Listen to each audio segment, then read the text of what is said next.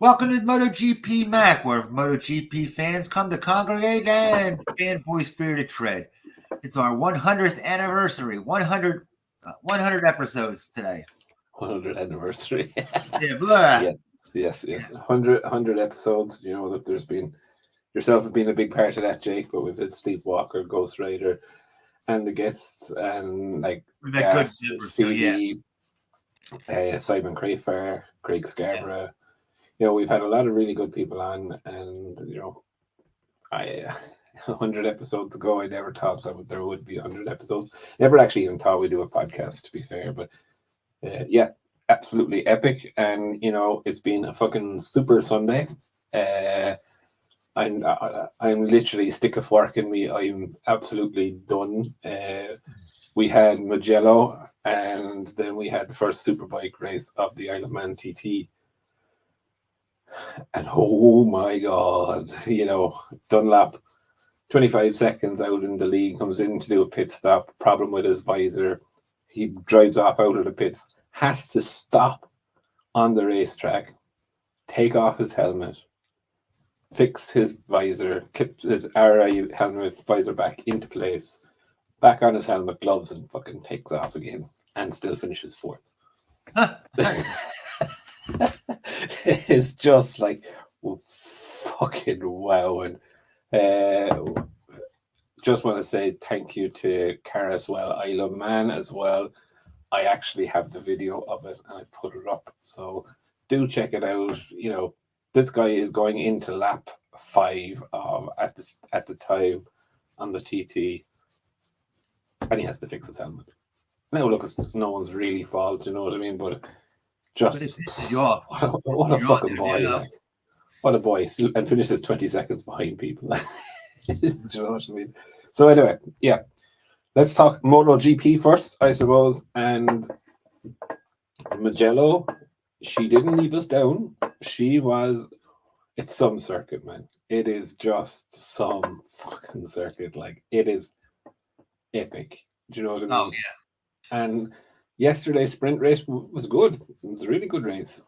Mark was he was really, really good. Pecco, he was good. Like, he was solid. Do you know what I mean? But I felt there was more in him if it was needed. Do you know what I mean? Especially with the last few laps to go. He said he saw Martin crash, and it took his mind away, and he started making a few mistakes. But as soon as he always does that. As soon as when he backs off a hair, he always goes shit. You know. Oh. But make no mistake about it, like, he fucking stamped his foot on the grid today. Like, absolutely. Like, what is it? I think it's 18 points now behind Martin.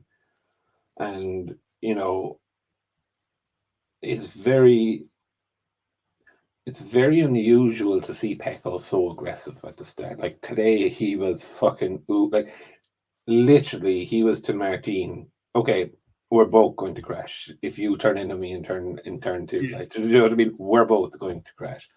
Very rare you see Pecco like that, you know. But I thought, you know, he managed today well,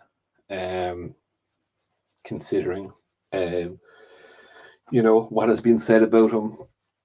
And I believe there was extra pressure on him, right? Because that, like, he's been getting better at the starts, though. This is not, like, this year. This is not the first time he's done that. Yeah, you know? And that's, you know, look, there's a lot of people going out there, right? And they're like, Marquez is sticking with the 24 riders on the 24 bike on a 23 bike. The 23 bike was a race-winning, championship-winning bike. Yes. It's not a piece of shit, right? It's like, how do you make that bike even 2-3 tenths of a second better? It's very, very hard to do, firstly. And I still believe that the 24 hasn't been fully unleashed yet. Do you know what I mean? Now, okay, turning in on the 24 gives the riders a little bit less, or a little bit better feel, right, than compared to the 2023. The last bike Mark Marquez turned into a corner was a fucking Honda RCV 213, right? which didn't want to turn into a corner and was like a fucking pig, right? Yeah, Now right. he has, so he's instantly growing in confidence within that bike, right? Yeah, this is a The, dream for him. the strength of the GP23, even over the GP24, is edge grip. Yeah, The GP23 has much more edge grip than the 2024. Now, also, the 24 is a little bit better at bringing the arse back into line when it steps out. It's not so aggressive as the 23.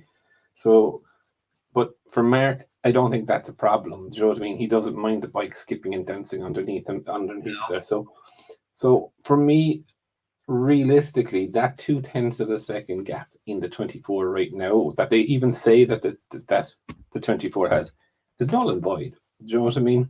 somebody said to me, they said, well, if Mark was on the 24, he would just blow the whole field away. I said, no, the 23 is a good bike, and it won the title, for God's sake, and it's sorted. Okay, that's fully sorted. By the time he got that thing from race 1, I said, yeah. So like the only thing that's slightly out there, right, is that there is a new rear tire, right? But again, it's a more grippier rear tire, so it's going to play in. Like it's something to dial into that you probably dial it in once, and it's fine. Do you know what I mean? But the bike is sorted. Not at all taking away from Mark's skill set or whatever, but no. I don't think if you put Martin on a 23, I think Martin would still be up the front. Yep. If that makes sense. I still think he would be there. Or if you put Pecco, he would still be towards. So new kids are just faster than the guys he ran against before. Yeah, and that's not anything you say. It's not putting anything against Marquez. They're just faster, you know. No, and look, it was very interesting that I don't know. Do many people remember Ross Brawn? But he used to be the technical director, team principal of technical director in Ferrari and many other teams now, but Ferrari and Mercedes. He was team principal at Brawn GP. And then he worked directly for Formula One, but he was on the grid. And Susie from TNT asked him, okay, we have the seat next to Pecco. Who would you put in there? And Ross Brawn, who, let's just say, is a very strategic guy, right? And he just said, look, realistically, it's down to for him, it's down to team dynamics. Who are you going to bring in there that's going to upset the cat, or who's going to upset things more or less? Do you know what I mean? You don't want to fuck with the team dynamics that they already have. They have a championship winning team. They have this, that, blah, blah, blah. And she's like, okay, but who are you going to pick? And she's like, are you going to pick Martin, or would you pick, what's his name? Mark. Mm-hmm. And he just turned around and he said quite blatantly, and he said, I would pick Martin. He said, I would look to the future, not to the past. And I just thought that was like, whoa, what a fucking comment to make. Like, do you know what I mean? Now, saying that, on that one, but that's another story. I'm a businessman. Yeah, but look, we had this conversation. Ducati aren't worried about selling bikes. They're not anymore.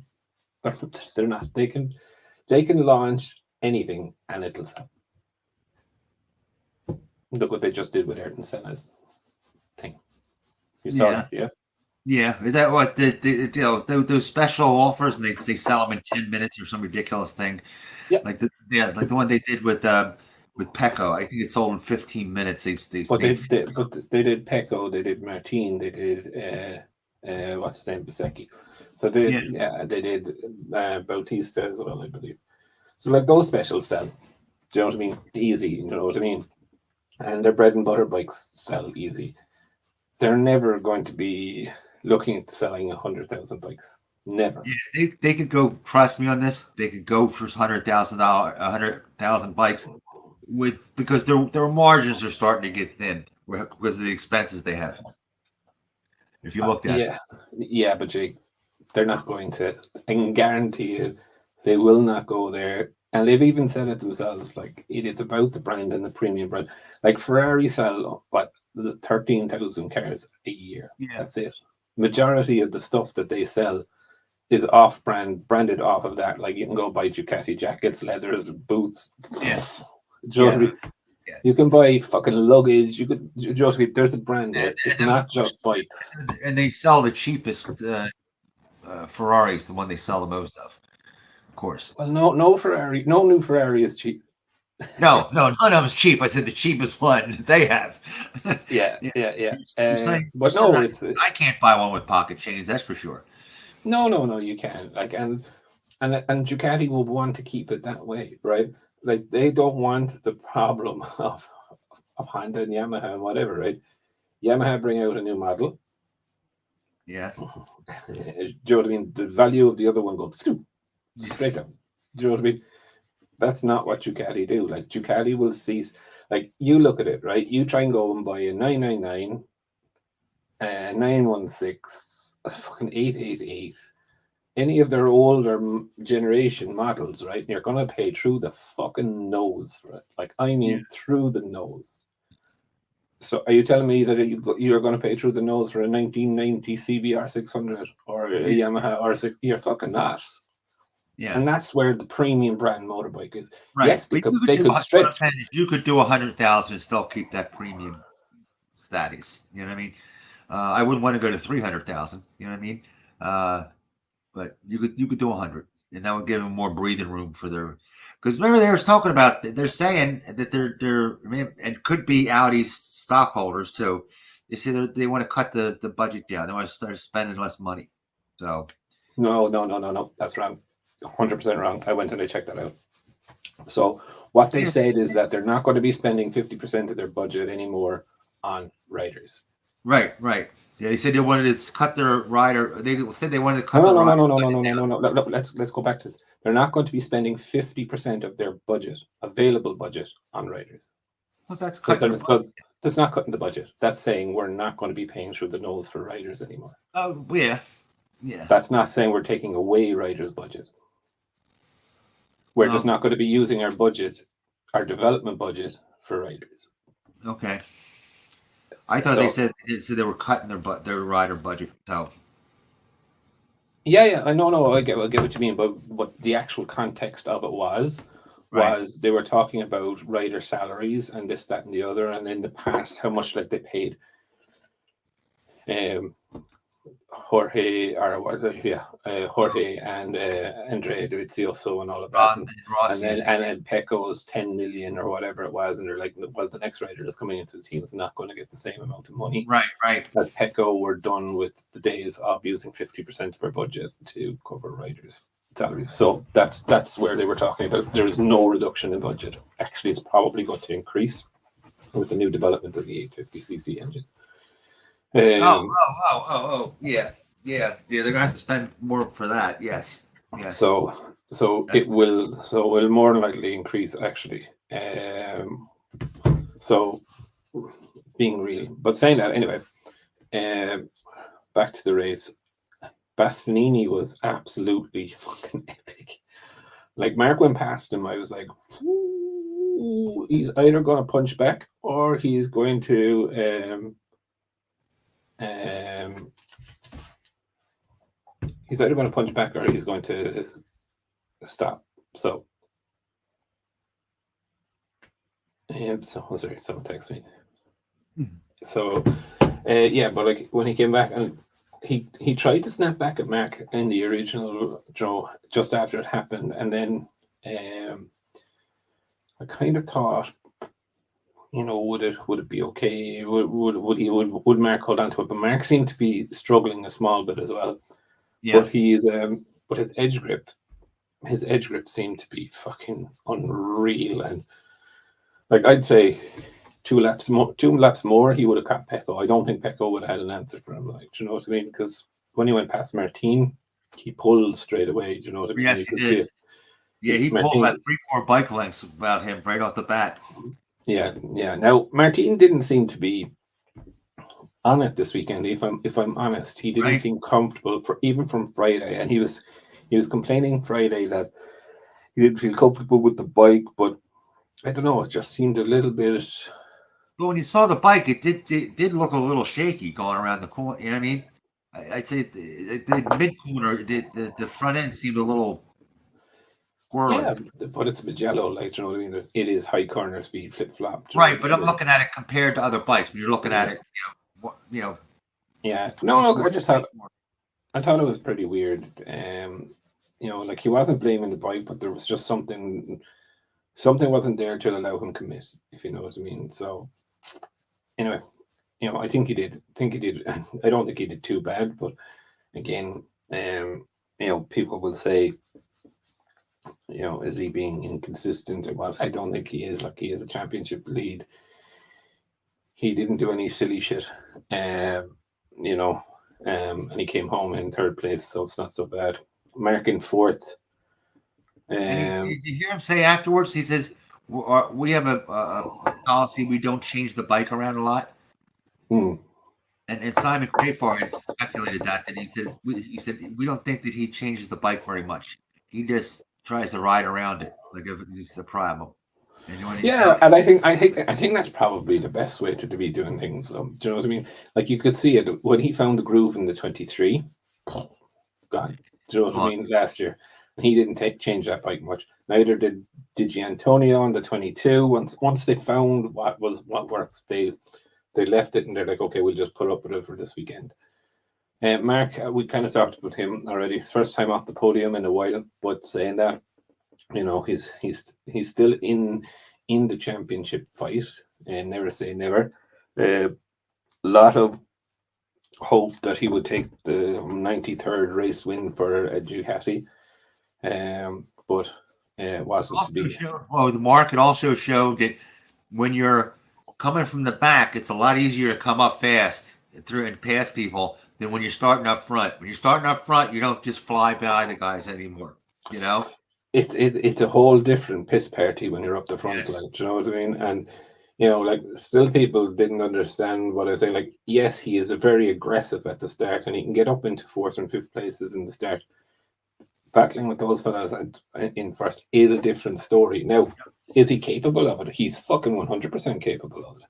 But I was looking at Catalunya again, right? And if people want to go back and say what I last week, the people saying, I called him lucky. He was lucky, right? His first one for the sprint, on the inside of turn one, he was on the right hand side of the track. Mm-hmm. On race 2, he was on the left hand side of the track, and he got balked. So go back and see it, right? The gap opened up in race 1, and he took it. There was no gap in race 2. Do you know what I mean? And that's what I call luck. Sometimes that happens. You can visualize it. You can believe, achieve, and all that shit. Yeah, I agree with you. I said, listen, folks. I said, at this level, anytime you pass 10 people in 2 corners, there's an element of luck in there. Massive element of luck. Even getting home safe in these fucking races, there's a massive element of luck. I don't care what anyone says. Yeah, no one's that good. We can just pass 10 people in 2 corners. Yeah, I mean, at this level, absolutely not. No, I don't show. But anyway, Pedro Acosta, I was very impressed with Acosta this weekend. He needed a weekend where he finished both races, and he did successfully. You could see in today's race, he was kind of fucking needling Mark at the start. Do you know what I mean? But he soon realized he didn't really have the pace. So he didn't press the issue.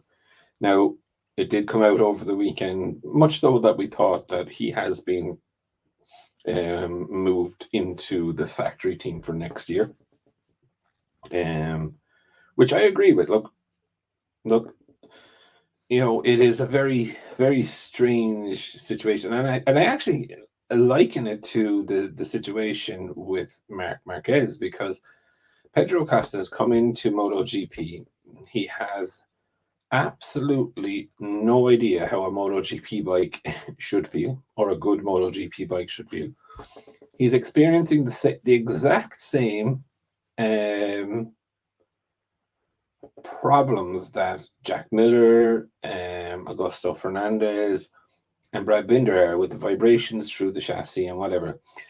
And he's just pushing on regardless. do you know what I mean?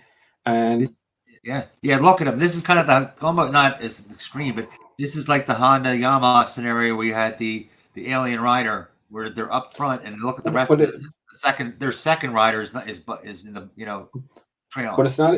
Yeah, there's that is a separate issue. But what my point is here is that everyone's comparing Marquez to the guys that are on the other GP23s, right? Every single other person on the GP23 has ridden the GP22. So they're struggling to change the field from one to the other. Where Mark has come in and Mark is like, oh, this thing fucking turns, right? Yeah, wonderful, yeah. Oh, right. Same with Binder and Miller and Augusto. They're on the KTM and they're like, oh, there's vibrations through it. It doesn't handle like last year's bike. Where Acosta's come in and he's like, oh, fuck, it's faster, more power. Oh, do you know what I mean? And then it's like disengage the fucking right, exactly. And then he's like, so he's riding through it. He's feeling the vibrations. He's switching off the brain to say, they're not there. It's grand. It's fine. Yeah. Through the corner. Do you know what I mean? Yeah. And that's for me is there's kind of a parity there between what's going on with Marquez and Acosta. But I was really impressed with Acosta today, and you could see that he was somewhat mature of a rider. That I don't have the pace, and he didn't force the issue. Franco Morbidelli, though, I was like really, really, really surprised. I was like happily surprised. Do you know what I mean? Because I don't think I've consistently seen Morbidelli pace-wise as good in years. Right. Yeah. From Friday. Now I get it. I know it's a home track for him. Joe, the VR46 Academy kind of own a couple of garages at the end of the place where they fuck around with bikes. But it was still nice to see him up there. Like when you look at it, right, I think part of this championship could come into is how good your teammate is. Like you look at it today, Bastianini took points away from Mertid or gave points to Pecco, whichever way you want to look at it. And I think Martin needs Franco to try and get somewhat up there. Now he has been going in an upward trend, but it was good to see him somewhat pace. And like when you look at the qualifying yesterday, like he set the lap record yesterday in Q1, and then it was broken in Q2, but that's immaterial. But he went under the lap record, and it's I was just happy to see him get up there. Do I still think he's in trouble for his job? 110%. Yeah. Do you know what I mean? Is he going to stay at Pramac Ducati? No. I think VR46 are going to have an awful decision to make very soon. I do think. Anyway, talking about VR46. Pramac does have the Ducatis next year. Mm-hmm.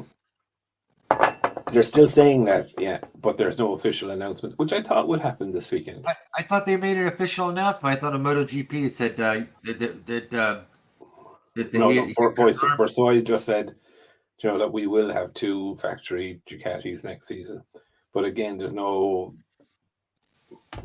pump and ceremony out about it yet. So it's no official camera signing and stupid fucking things, Oh, well. Okay. Speaking of VR46, Fabio Di Giannantonio 7th.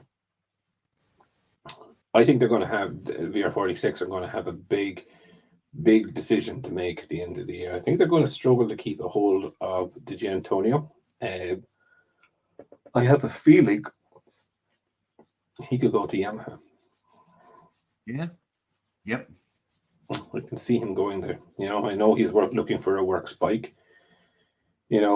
If you look at he's not setting the world on fire, so it would be a good choice for Yamaha.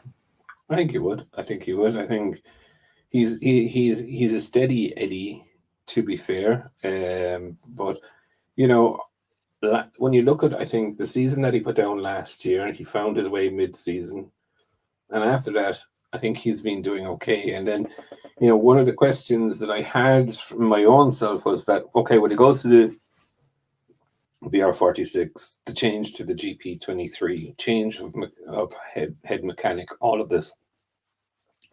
He's been the one that of the VR46 lads that has been able to unlock that potential on the GP23 with his guy. Do you know what I mean? Yeah. So, I there's a think lot. Yamaha needs a fairly fast guy that it's a good setup guy at this stage.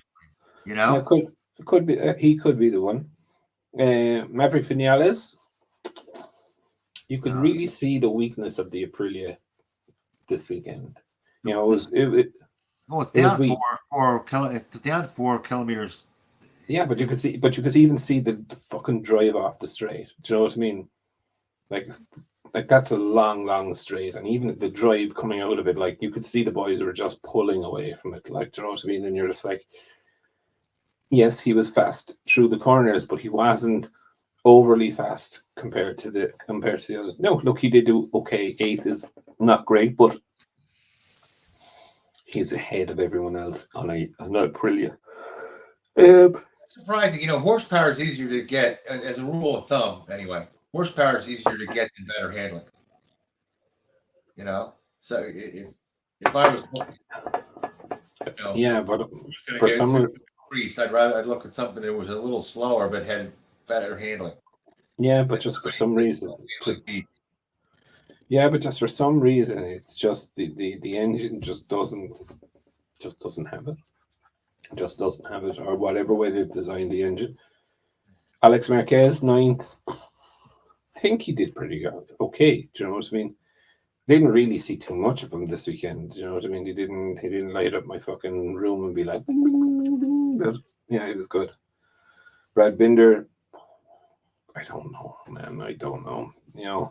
Trying to be nice to the guy, right? Pedro Costa coming up next season.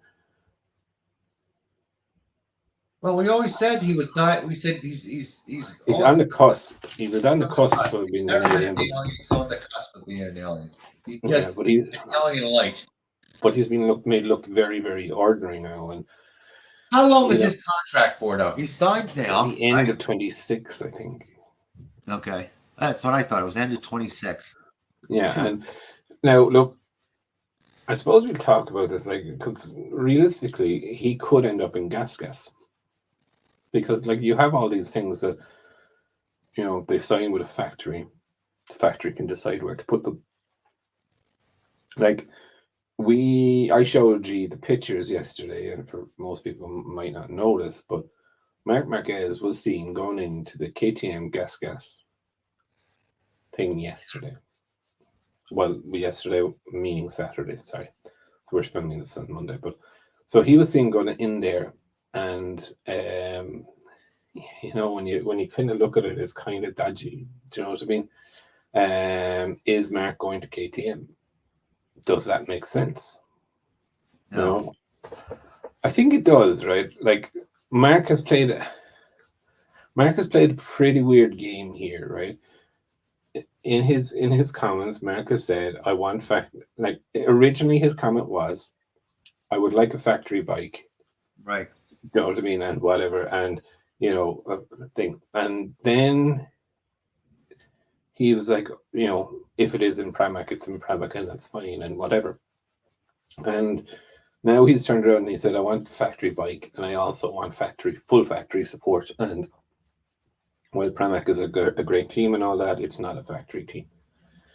So he's also said he's very happy at Gresini, and if I'm patching his broken English together, good enough. He said he'd be okay with a factory bike on Gresini's. He never said that. No, that's incorrect.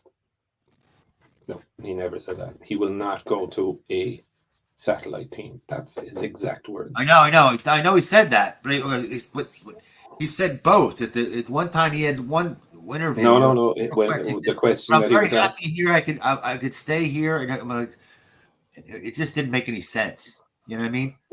Yeah, he's talking two different animals.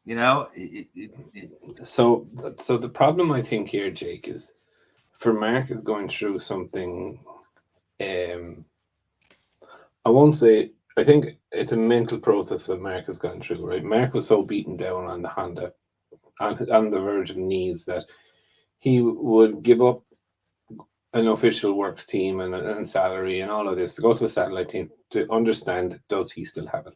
That's the only reason that Mark joined Gresini, was do I still have it? Is it me or is it the bike? Do you know what I mean? All of us, and he can turn around. He doesn't give a shit about his brother on the racetrack. I don't. Mark wants. Yeah, it does. All Mark wants to know is. I on that. I don't think. No. I think if Alex wasn't in Gresini, he would have still gone on Ducati. This guy, for his career, wanted to understand: do I still have it? Not about, find the fun and the love of riding and all of this shit that he did say. Do I still have it? The price is now going up because he now understands. Yes, I still have it. Yes, I have it. I'm not going to accept the fact or anything less than factory. The ego's back. Exactly, and that's where all of this is coming from. At the very start, it was all this nicey pie shit of it's a great team, and it's that was 4 races ago or 3 races ago when he got 1 podium or whatever. Do you know what I mean? Now he has 4 podiums or whatever it is, and price is going up, right? Expectation is going up. All of this stuff. If he was so worried about being with his brother, he would not dare move to another team. He'd say, okay, I'll take a 24 Ducati and I'll be... So this is my point of where he doesn't care about what Alex is doing. He cares only about how competitive on the track he is. Now he understands the problem was with Honda, not with him. I want what I deserve. Yeah. So, but talk about ego, but if you're looking at for the best bike, you keep saying that, right? And I can understand it. He wants to have a factory bike because it's supposed to be. No one said looking at it from best bike. He is saying, I want the latest spec bike. I want the full factory support. He's not saying best bike. He's never said best bike. He said, I want the latest spec bike. I thought there was my English again. I thought he wanted to have the ends of he wants to have the best bike, best team, best bike, best outcome for he said to make it makes it easier to win. It's my closest way to, it makes it easier to win to have the best bike. So no, he didn't say that. He said it was about that when you have the latest version of the bike, it is always better. But he never said the best bike. So basically, it's an open invitation to every manufacturer that I am willing to come. Now, saying that, I do believe he's probably talking to every manufacturer once his management there, because it only makes sense, But I think he will definitely, and I think this is kind of the prickly stuff with Mark, where I don't really like. Do you know what I mean? Because it's okay to turn around and say, I have a lot of questions about, is it me or was it the bike? Yeah. We're going to find out, right? Not this, I want to fall in love with racing again and blah, blah, blah, blah, blah, blah. And then as soon as the upward trend starts to come, he's like, okay, right, I want this, I want that, I want the other. Do you know what I mean? And it's just... And it's also... I still say he's looking for the best bike, pal. Because screw me once, shame on you. Screw me twice, shame on me. He already got burned with Honda. After all that fighting, but he's an uphill battle. You're looking for He's looking at Acosta on the KTM, and he's saying, "I never thought that bike was so fast." Yeah, because Mark, like, let's get this straight. Like the aliens, they're arrogant fucking assholes about how good they are, right? They unless he's thinking, oh, it has the power, therefore I'll make up the difference and make with my riding, and it doesn't turn, but I'll make it turn. Yep. He can see what Acosta's doing, right? He can see how Acosta's riding. He 100% believes he's better than Acosta, right? He can ride a bike faster than Acosta. So, okay, if Ducati aren't going to take me into the factory, fuck yeah, I'll beat you on KTM. He better watch his ass, because these new kids are not as faster than the ones he ran against before, And I'm a Marquez fan, okay? But No, like, at the start, I thought it was a bit disrespectful what he said about Pramac. Like, thank you, but no, thank you. Really, it's not really for me, right? When 5 weeks ago he was like, "Yeah, it would be a great team." Do you know what I mean? I also think it's kind of a little bit of a kick in the balls to Grassini because they did throw him a lifeline. Do you know what I mean? They were like, "Hey, man over, can't give you the salary you want, but we can give you a good bike." We'll do our best, right? Do you know what I mean? And now, like, he's clearly saying, "I'm not going to stay with Grassini because he's like, I want factory equipment." Yeah. And I want full factory support. No, the only thing that is there, right? And this is why I find it very strange with the announcement from or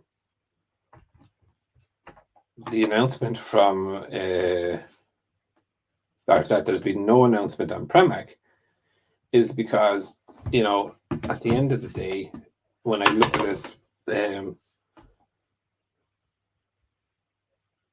the only option that Mark would have to get anywhere near a dream of on what you're talking about with running with Grassini on a factory bike is if It sounded like he was pushing for that to me. That he was looking for. But that's the only thing if that happens though would be that Pramac do go to Yamaha, and the fact that Pramac haven't come out and said it yet that they're going, like, they keep saying we will have the factory bikes. Now I think it was Simon. Don't hold me wrong to this. I think he never packed things down, but I think it was Simon who said that they can get a fifth. No. A fifth factory bike like they did in 22. They said they had five bikes for 22, and they can run another one. They can run 8 bikes if they want to, Jake. There's no one stopping them running 8, 20, 24 bikes. But it's so expensive to do this, right? And it was such a problem running 5 bikes that they pulled the bike from Marini, and they committed to running 4 and only 4, and that was it. So they're not going to go and reverse that decision. Do you know what I mean? That's just trying to not make a news story, but like, it is stating the obvious. Yes, of course they can run fucking 8 bikes if they want to on factory spec, but they can't run 8 bikes factory spec, full factory support. And this is the loophole of where this is for Mark. It's not the factory bike; it's the latest factory bike. So Mark is afraid that Pecco and whoever's in the factory team will get the parts before him. Does that make sense? He's always been weird with that. Remember when he first went into Honda, he was with Pedro with road tech. He was them off. Remember? Yeah, and he did it to Rins too. If you remember there recently or last year with Honda, he when he was banned for Argentina, they gave Rins the chassis in Argentina, and he stopped it. But like, I suppose my point here again is that for him, when I'm looking at it, like, the ideal thing for him is a full factory team with full works of people, 100 people in the factory, all working for him, right? And again, this comes back to ego. Which McCall has, right? If I read that he has but that Martin has the exact same thing as Pedro. Yeah. There might be 1 or 2 different people in personnel, but again, you see, the ego here comes in, is that they might be working for Ducati, right? But the people assigned to Pecco's team, just say, would be better engineers than assigned to, say, Pramac. Yeah. Do you know what I mean? So they're the elite. Now, look, as Ducati, as a main factory team, that's where you put your good people. You know, they're your most experienced, and the ones that you want to blood in and learn. He's not wrong. But again, you've had 6 or 7 good races in 4 years. You know what I mean? You're not, and this is where the whole thing started with Ducati and reducing rider budgets, right? Ducati are in the most privileged position of any team. They have the best bike in the grid, and they can turn around to you and make you decide: do you want to have a nice salary and a shit bike? Go to Honda. Yeah. If you want to have a pretty poor salary but a great bike, come to us. Yeah. And you decide. Do you know what I mean? You decide, is money your blocker? Do you know what I mean? And that's, I think it's great. I don't, like, look, no, I don't want to see riders out there that should be paid 5 million getting 500,000. Do you know what I mean? Yeah.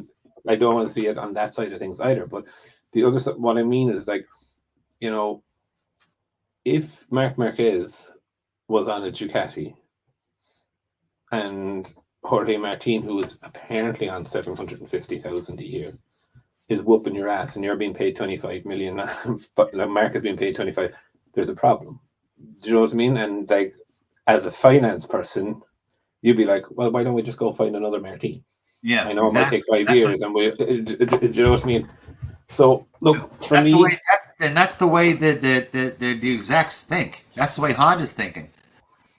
yeah, but look, anyway, look, like, it doesn't really make a difference. Like, realistically, over the next 3 weeks, we've 3 weeks to Aston. Over the next 3 weeks, a lot of these things are going to be solved.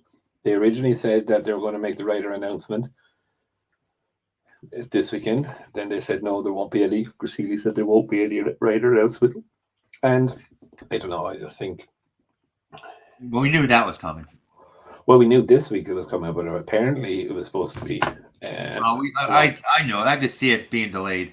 Couldn't you? Yeah, I think. Yeah, look. I think. Look, there's still so much to be discussed within it. I think it's not an easy decision for anyone.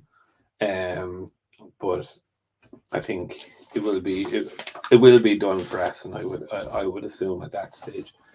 And because look, at the end of the day, the Ducati, yes, while they can suit themselves, like, they don't want to leave the likes of Bastianini with struggling to find a ride for the season. Do you know what I mean? I think they'd be very fair to someone like him and say, listen, you're not in the running.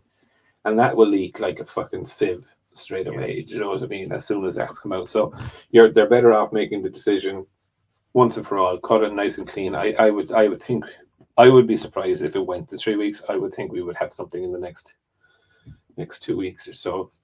Yamaha, fuck my actual life. Now they are testing today on Monday. Yeah. Come on, don't knock them too much, because look how at least they're having some. Don't fucking knock them too much. He was nearly beaten by a Honda. Yeah. Oh, Honda has a budget that's like even bigger than theirs. It's huge. Money makes a difference. Clearly, it fucking doesn't. Well, not in their case. Clearly, Yeah, I know fucking that. doesn't. But no, look, Yamaha, Honda tested there 2.5 weeks ago. Yeah. Rins, I was like, Friday, I was like, fuck it, go on, you good thing here, right? No, yeah, okay, fine. It was a 1 lap wonder, grand. Got him into Q2 straight away, boom, job done.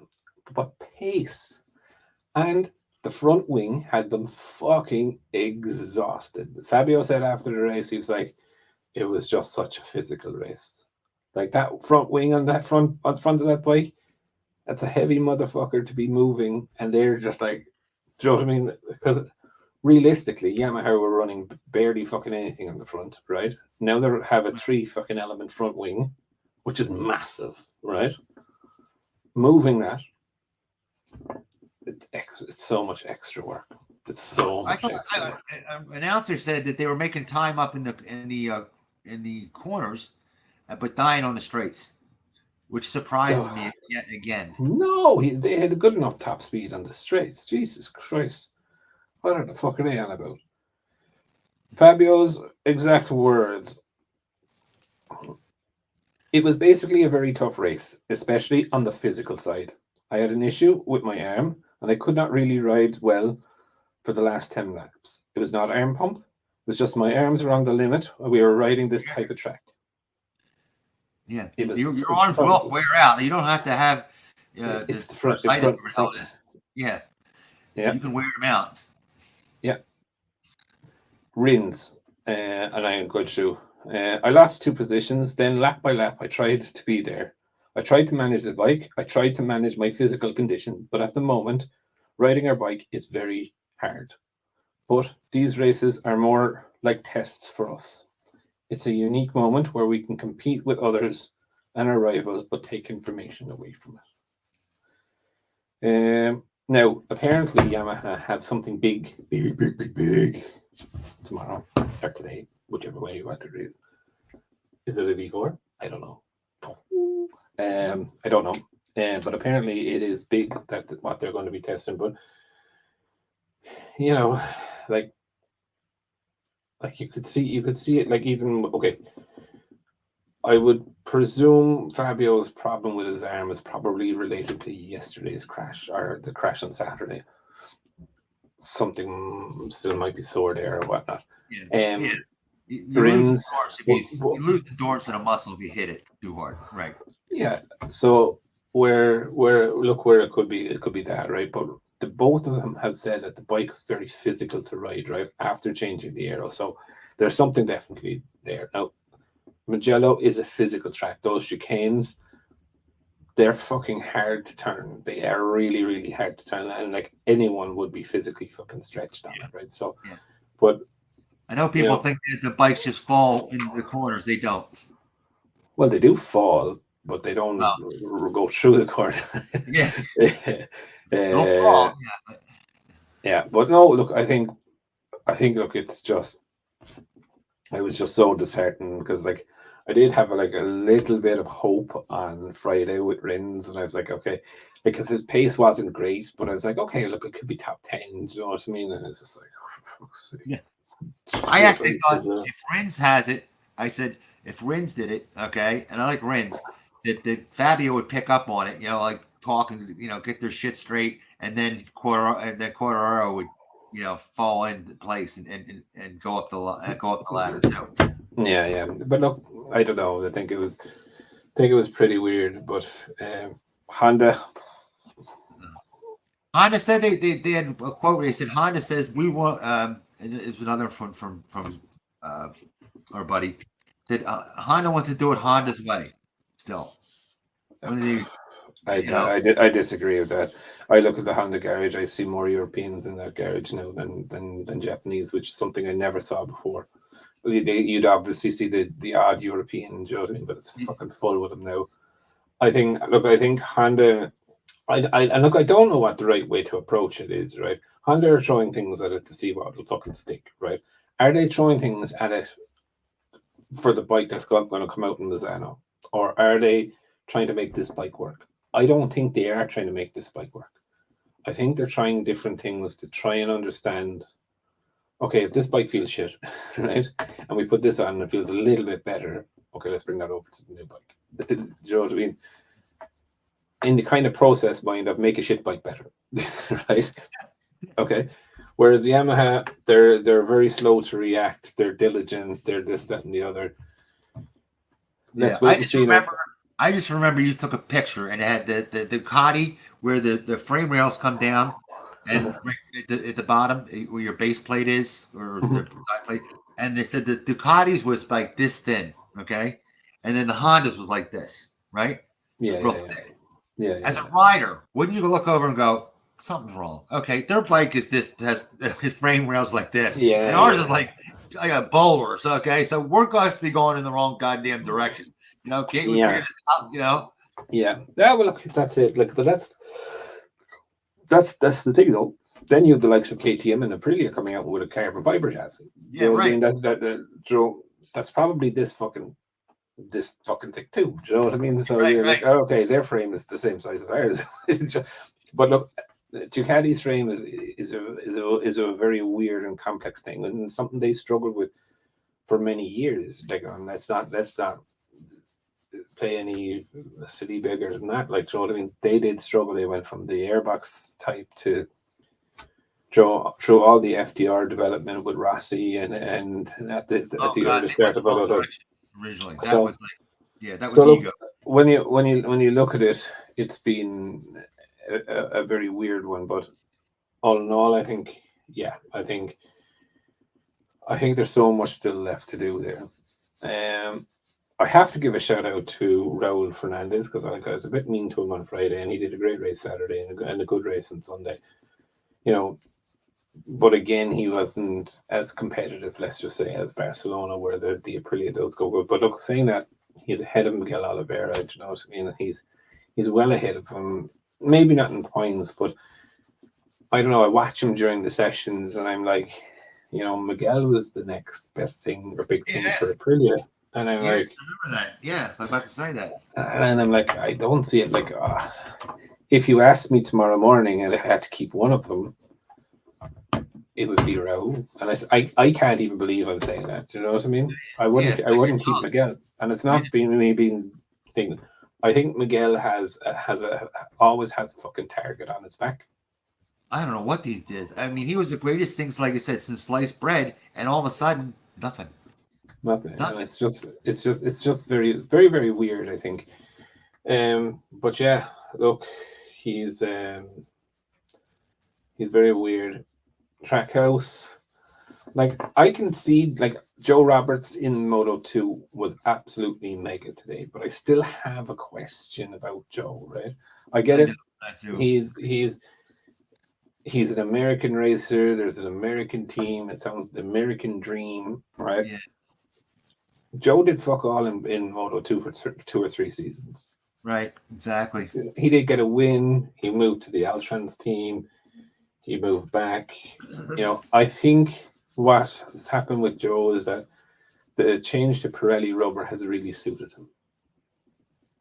And I thought it suited everyone, that they're breaking records. They're breaking records, like soft tire or whatever, right? But for me, it's like it suits his feel.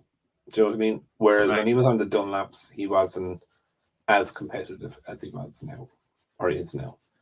He did an absolutely mega race today. I have to admit, I was watching and I was like, but for me, he needs to do 10 or 15 races. Yes. Like, yes. You know what I mean? Like to be ready for Moto 2 or to MotoGP, you need to stand out. I will be very honest. Aldegar, I was very shocked that he was signed by Ducati so early. Do you know what I mean? For me, that's like when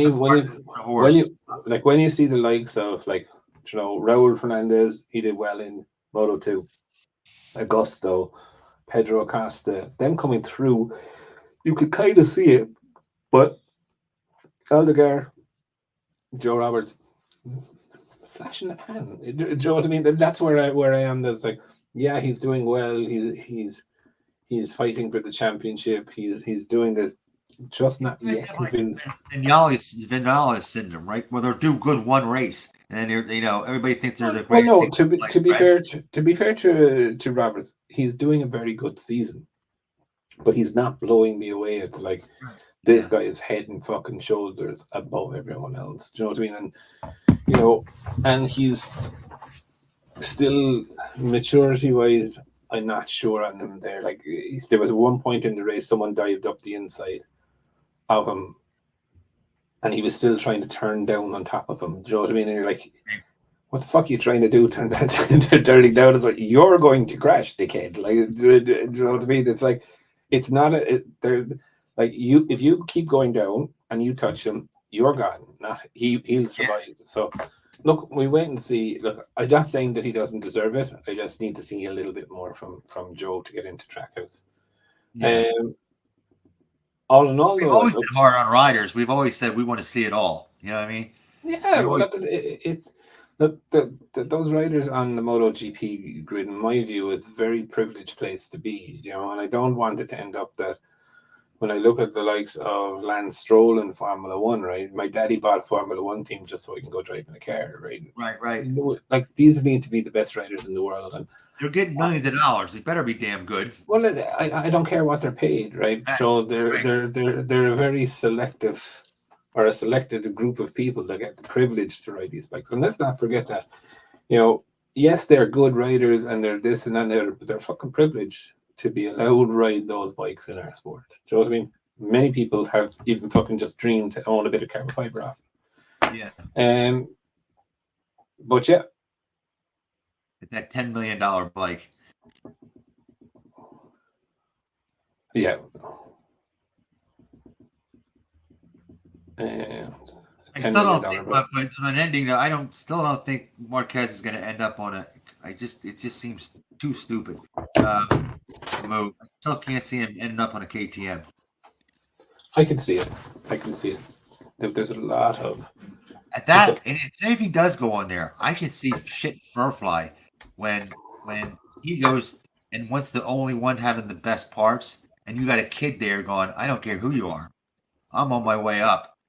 And KTM saying, this is our golden boy that we have nurtured all the way up since he was behind. You want us to cut him off? Yeah, right. This is my point, right? And this is genuinely my point. And I know Mark fans are not going to like what I'm going to say, right? But there's not a team out there where Mark is their future. No. You know, and yeah, he might go to Aprilia, but Aprilia are already lining up 2 or 3 young guns to come up. Do you know what I mean? That are the next. And Mark, about 4 more years left to go. What, 31 now? I don't know though. His body is old. Like, do you know what I mean? From the batterings. You know, like realistically, and like it's not bashing Mark. I'm trying to be fucking honest here. If he goes into Ducati, even if he whips